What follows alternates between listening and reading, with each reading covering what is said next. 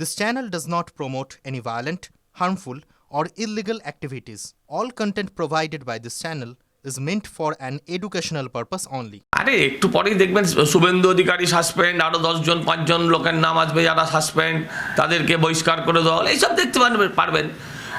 বিরোধীদের কণ্ঠস্বর এরা প্রতিনিয়ত বিধানসভার ভেতরে এবং বাইরে এরা রুদ্ধ করে, এখানেও করবে, নিশ্চিন্তে থাকুন।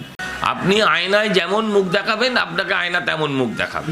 আপনি সঠিক জায়গায় ভোট দেবেন, সঠিক বিচার পাবেন, কেউ পাথর ছুড়বে না। যারা পাথর ছুড়বে পরের দিনই আপনি দেখতে পাবেন ওই সারা ভারতবর্ষের বিভিন্ন জায়গায় এখন পুলিশ যেমন দেখায় না, রিল করে, হ্যাঁ, ফেসবুক করে কোমরে দড়ি বেঁধে আসামি ঘোরাচ্ছে, দুদিনেই সিধে হয়ে যাবে, বেশিক্ষণ লাগবে না। এই শাসকের ভিত্তি হচ্ছে দুর্নীতি, এই শাসকের ভিত্তি দুর্নীতি, ভবিষ্যৎ জেল। এই শাসক জমি দেয়নি, সে রেলের ব্রিজ হোক কিংবা কাঁটাতারের বেড়া হোক বর্ডারে, এই শাসক জমি দেবে না।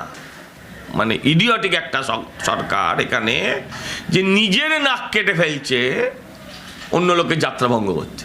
এটা শুধু সংঘাত নয়, এটা হচ্ছে ফেডারেল স্ট্রাকচারকে, এটা হচ্ছে যুক্তরাষ্ট্রীয় পরিকাঠামোকে অবজ্ঞা করা। ভারতবর্ষের ভেতর আরেকটা ভারতবর্ষ তৈরি করার প্রচেষ্টায় আছেন যিনি, হ্যাঁ, তার নাম মমতা ব্যানার্জি। মানে পশ্চিম বাংলাদেশ করতে চান এই ভারতবর্ষকে টুকরো করে, এটাই তার পরিকল্পনা। তিনি সুপ্রিম কোর্ট মানবেন না, তিনি নির্বাচন কমিশন মানবেন না, তিনি হাইকোর্ট মানবেন না, তিনি সংবিধান মানবেন না। তিনি ভাবছেন যে তার কথাটাই আইন। আসন বদল হবে কেন? ওরা তো আসলেই এক। যারা আসলেই এক তাদের আসন বদল করে আপনি কি করবেন? আপনাকে দলে সাসপেন্ড করেছে, কিন্তু কই আপনাকে তো বহিষ্কার করেনি। বিধানসভায় তো আপনার বিরুদ্ধে কোনো অ্যাকশান নেয়নি, বিধানসভায় তো আপনার বিরুদ্ধে তারা কোনো নোটিশ আনেনি, তারা যা বিধানসভার রুল হয় আমি জানি না সব, সেখানে অ্যাকশান নেয়নি। ফলে আলাদা বসবে কেন? ওরা সব এক।